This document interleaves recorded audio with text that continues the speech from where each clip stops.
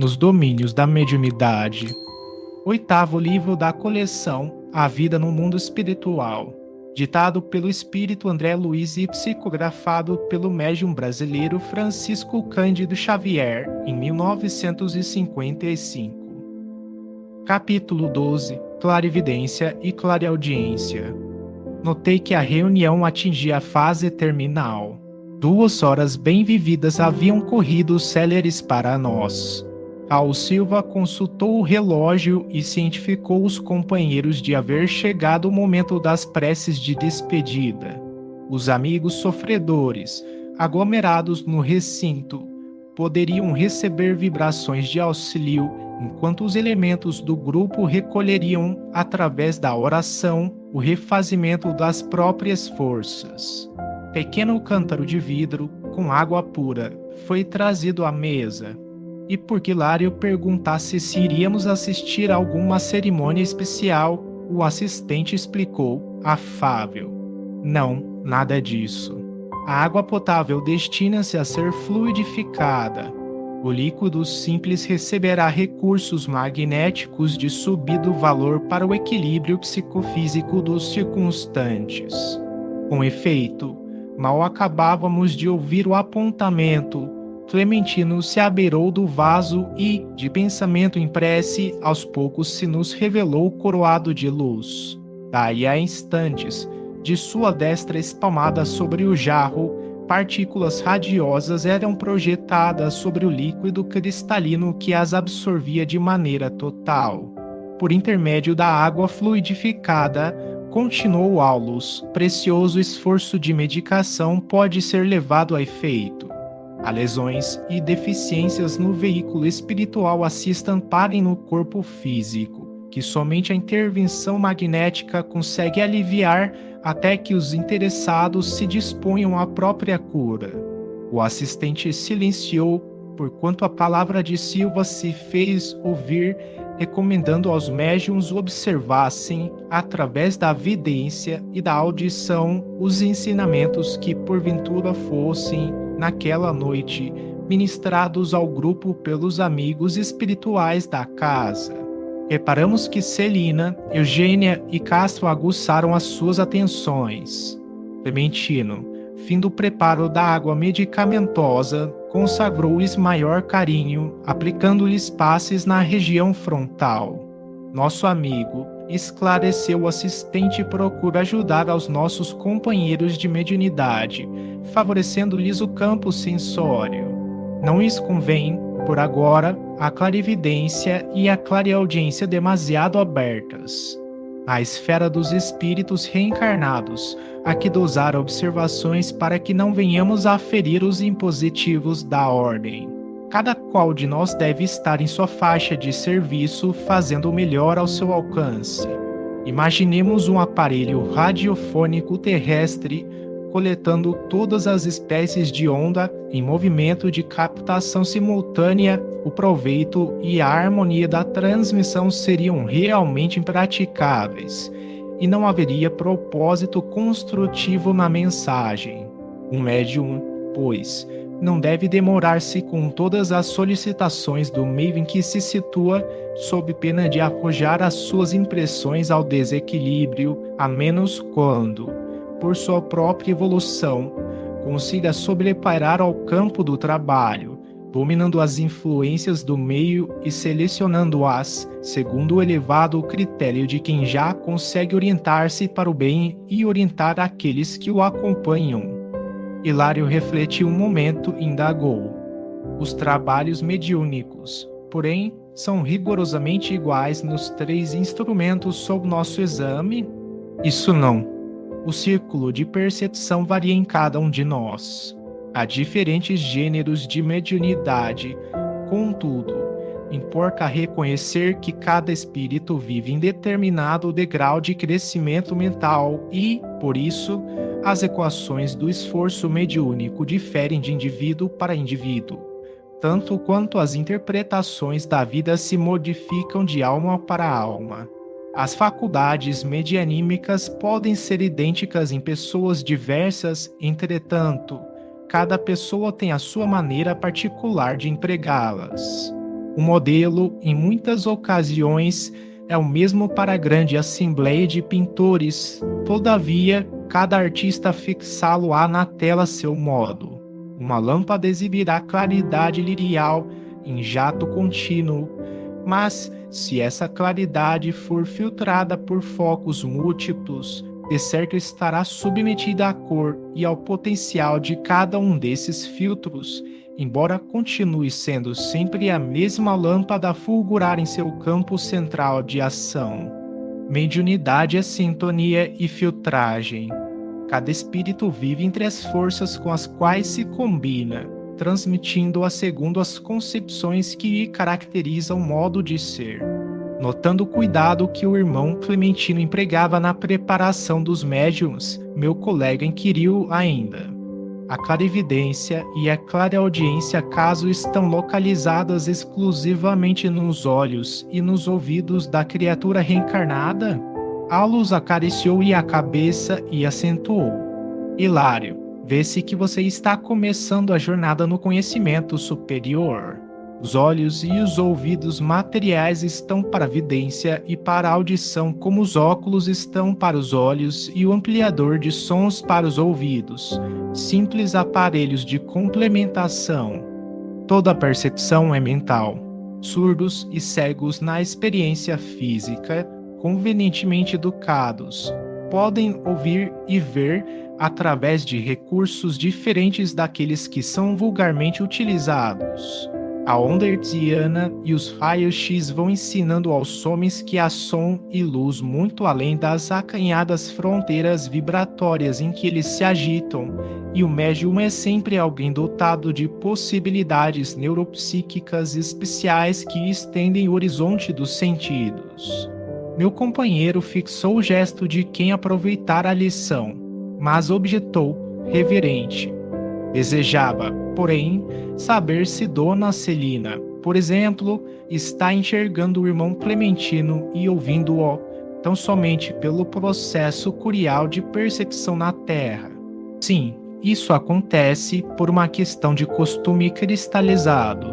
Celina pensa ouvir o supervisor através dos condutos auditivos e supõe vê-lo como se o aparelho fotográfico dos olhos estivesse funcionando em conexão com o centro da memória. No entanto, isso resulta do hábito. Ainda mesmo no campo de impressões comuns, embora a criatura empregue os ouvidos e os olhos, ela vê e ouve com o cérebro e, apesar de o cérebro usar as células do córtex para selecionar os sons e imprimir as imagens, quem vê e ouve na realidade é a mente. Todos os sentidos na esfera fisiológica pertencem à alma que os fixa no corpo carnal, de conformidade com os princípios estabelecidos para a evolução dos espíritos reencarnados na Terra.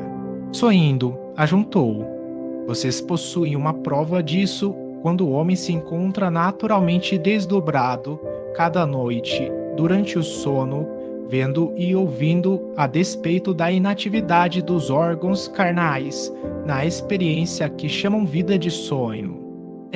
Baixando o tom de voz, acrescentou: somos receptores de reduzida capacidade, à frente das inumeráveis formas de energia que nos são desfechadas por todos os domínios do universo, captando apenas humilde fração delas. Em suma, nossa mente é um ponto espiritual limitado, a desenvolver-se em conhecimento e amor na espiritualidade infinita e gloriosa de Deus. Decorreram mais alguns instantes. Centralizemos mais atenção na prece, adestrando-nos para o serviço do bem. Essa frase foi pronunciada por Clementino, em voz clara e pausada, como a oferecer uma base única para a convergência de nossas cogitações. Atento, porém, aos nossos objetivos de estudo, acompanhei os médiuns mais diretamente interessados no apelo. Dona Celina registrara as palavras com precisão e guardava a atitude do aluno disciplinado. Dona Eugênia assimilara-as em forma de ordem intuitiva e mostrava-se na condição do aprendiz criterioso. Castro, contudo, não as recolhera nem de leve. Com permissão do supervisor, pusemo-nos em tarefa de análise. Observei que, sutilmente ligados à faixa fluídica de Clementino, os 3 médiuns, cada qual a seu modo, lhe acusavam a presença. Dona Celina notava ali os mínimos movimentos, à maneira do discípulo diante do professor. Dona Eugênia lhe assinalava a vizinhança com menos facilidade, qual se o distinguisse imperfeitamente através de um lençol de nebulosidade, e Castro, embora o visse com perfeição, parecia completamente alheio à influência do instrutor. As possibilidades de Celina e Castro na clarividência e na clareaudiência são por enquanto mais vastas que em nossa irmã Eugênia, esclareceu Aulus, prestimoso. Acham-se os 3 levemente submetidos ao comando magnético de Clementino e podem identificar-lhe a presença com analogia de observações, porque, nas circunstâncias em que operam, estão agindo como pessoas comuns, utilizando-se da percepção habitual. Entretanto, aduziu Hilário, se o trio foi colocado sob a ordenação magnética do supervisor, por que motivo nossas amigas e acataram o convite, enquanto Castro se mantém visivelmente impermeável a ele? O mentor do recinto exerce apenas branda influência, abdicando de qualquer pressão mais forte, suscetível de provocar viciosa emanação em desfavor de nossos amigos, disse Aulus, convicto. Além disso, a mente de Castro passou, de súbito, a alimentar propósitos diferentes. Incapaz de concentrar a atenção de modo irrepreensível na região superior do trabalho que nos compete levar a efeito, de momento não mais se revela interessado em satisfazer ao programa de Clementino, mas sim provocar um reencontro com a progenitora desencarnada. Enxerga o orientador do conjunto como quem é constrangido a ver alguém de passagem, todavia, sem qualquer preocupação de escutá-lo ou servi-lo, confinado como se encontra às emoções do jardim doméstico. Basta a indiferença mental para que nada ouça do que mais interessa agora o esforço coletivo da reunião. Evidentemente desejoso de definir a lição no quadro de nossos conhecimentos terrestres, acrescentou: é uma antena que se insensibilizou, de improviso, recusando sintonizar-se com a onda que a procura. Nesse instante, vimos que um companheiro simpático de nosso plano avançou do círculo de espectadores, abeirando-se de Dona Celina e chamando-a discreto. A nobre criatura ouviu-lhe a voz, mas não se voltou para trás. Entretanto, respondeu-lhe em pensamento, numa frase que se fez perfeitamente audível para nós: encontrar-nos-emos mais tarde. Aulus informou, presto: é o esposo desencarnado de nossa irmã que a visita com afetuosa solicitação, contudo, disciplinada quanto é, Celina sabe renunciar ao conforto de ouvi-lo a fim de colaborar no êxito da reunião com maior segurança. Logo após, vimos Castro desdobrar-se de novo, auxiliado agora simplesmente pelo forte desejo de ausentar-se do círculo e, revestido das emanações que lhe desfiguravam o perispírito, caminhou, hesitante, ao encontro de uma entidade amiga que o aguardava a pequena distância. Nosso cooperador falou ao assistente, menos habituado à disciplina edificante, julga que já fez o possível em favor dos trabalhos programados para esta noite e põe-se no encalço da mãezinha que vem sendo beneficiada em nossa organização. Não nos foi, porém, possível alongar anotações. Clementino, à cabeceira da assembleia, estendeu os braços e colocou-se em prece. Cintilações de safirino esplendor revestiam-lhe agora o busto, dando-nos a impressão de que o abnegado benfeitor se convertera num anjo sem asas. Em momentos ligeiros, o verdadeiro jorro solar desceu do alto, coroando-lhe a fronte e, De suas mãos passou a irradiar-se prodigiosa fonte de luz que nos alcançava a todos, encarnados e desencarnados, prodigalizando-nos a sensação de indescritível bem-estar. Nada consegui dizer, não obstante as perquisições que me esfuziavam o pensamento. O êxtase do mentor impelia-nos à respeitosa mudez. Aqueles minutos de vibração sem palavras representavam um precioso manancial de energias restauradoras para quantos lhe abrissem as portas do espírito. É o que eu conseguia depreender pelo revigoramento de minhas próprias forças. Terminada que foi a operação inesquecível, Raul solicitou ainda alguns instantes de tranquilidade e expectativa. Competia ao grupo aguardar a manifestação de algum dos orientadores da casa à guisa de instrução geral no encerramento.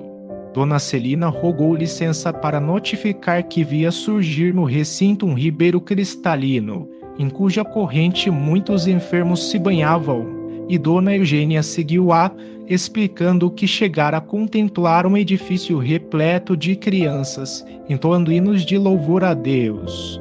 Registramos semelhantes comunicados com surpresa. Nada víramos ali que pudesse recordar sequer de longe um córrego de águas curativas ou algum pavilhão de serviço à infância. A sala era demasiado estreita para comportar tais cenários. Fitando-me intrigado, Hilário parecia perguntar se as duas médiuns não estariam sob o influxo de alguma perturbação momentânea. Assinalando-nos a estranheza, o assistente considerou, prestimoso: importa não esquecer que ambas se encontram reunidas na faixa magnética de Clementino, fixando as imagens que a mente dele lhes sugere.